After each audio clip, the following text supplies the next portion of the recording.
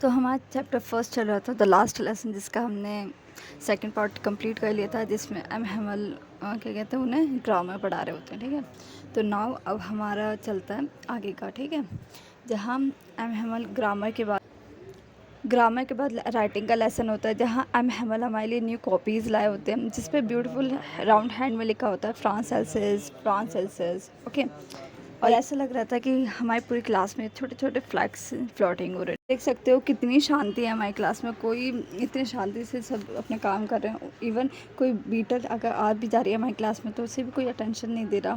Class में अगर कोई साउंड आ रही है तो वो भी स्क्रैचिंग की आ रही है, जो पेपर पे पेन से हो रही है। ठीक है, फिर वो कहता है कि ऐसा लगा है कि जो कबूतर हैं वो भी टेरेस पे मतलब लिख रहे हैं, फ्रेंच में ही लिख रहे होंगे। तो फिर ये सोचता है कि क्या जर्मन पीपल उनसे भी जर्मनी में ही गाना गवाएंगे।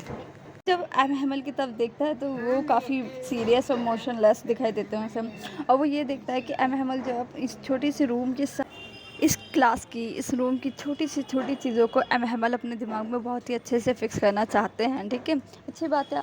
हालांकि इन्होंने 40 साल एक ही जगह पे बिताया। इनका एक गार्डन भी है स्कूल के बाहर, और क्लास भी इनके फ्रंट पे ही है।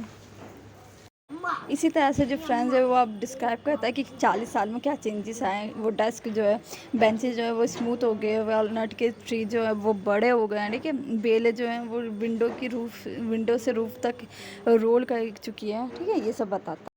फिर वो ये बताता है कि एम हैमल काफ़ी दुखी है इन सब चीज़ों को छोड़ के जाने से, और फिर ये कहता है कि उनकी जो सिस्टर है, एम हैमल की सिस्टर, वो लगेज पैक कर रही है, उनकी आवाज़ नीचे तक आ रही है, और क्योंकि उन्हें नेक्स्ट डे इस कंट्री को छोड़ के जाना है। फिर हमारा फ्रेंड जो है वो ये कहता है कि हम, मेरे पास अभी भी इतना करेज है कि हम अपनी स्टडी कंटिन्यू रख सकते हैं। ठीक है, राइटिंग के बाद हिस्ट्री का आता है। फिर जो स्टूडेंट है वो अपना हिस्ट्री का लेसन, और क्लास के पीछे जो ओल्ड हाउसेस बैठे हुए हैं वो अपनी प्राइमरी बुक अपने हाथों में लेके अपने चश्मों को लगा के अपने स्पेल कर रहे हैं। ठीक है, वो इतने इमोशनल हो गए हैं कि उनकी आवाज़ में उनके इमोशन ज़ाहिर हो रहे थे। ठीक है, और वो मतलब ऐसा मोमेंट था जहाँ हम हंसना भी चाहते थे और रोना भी। ठीक है, फिर उसे याद आता है कि ये हमारा लास्ट लेसन है। ठीक है, फिर उसके बाद घड़ी में 12 बज चुके होते हैं। ठीक है, एंगलस होती है यानी प्रेयर होती है चर्च में। ठीक है, और प्रशियन सोल्जर्स जो होते हैं वो ड्रिलिंग करके अपने चले जाते हैं,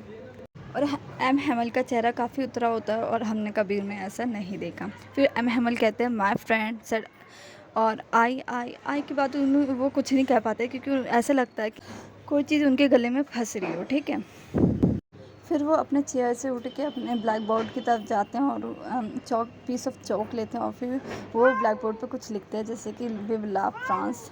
इसका मतलब होता है लॉन्ग लिव फ्रांस। अब ब्लैक बोर्ड की तरफ सहारा लेते हैं वो, और फिर वो अपने मतलब हाथ के जेस्चर से इशारा करते हैं कि school is dismissed, you may leave now, you may go. ठीक है, तो कॉन्ग्रेचुलेशन, आप सब 12th में आ चुके हैं और आपका फर्स्ट चैप्टर कंप्लीट हो चुका है। Okay, so thank you for watching this.